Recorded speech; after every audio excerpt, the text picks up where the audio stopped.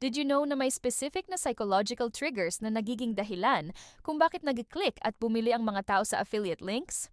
Ito ang mga sikreto na hindi alam ng karamihan. Una, ang social proof cascade. Kapag nakita ng mga tao na may bumibili, mas likely silang bumili din.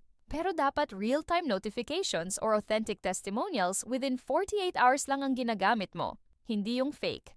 Pangalawa, authority borrowing. Kapag nag-share ka ng personal story mo about sa product, 400% mas mataas ang conversion kesa sa pag-explain mo lang ng features kasi nag-transfer yung trust nila sa'yo papunta sa product.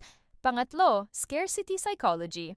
Pero wag kang gumamit ng fake countdown timers kasi backfire yan. Genuine limited offers lang ang gumagana. Pang-apat, value stacking. Ipakita mo kung magkano ang matitipid nila.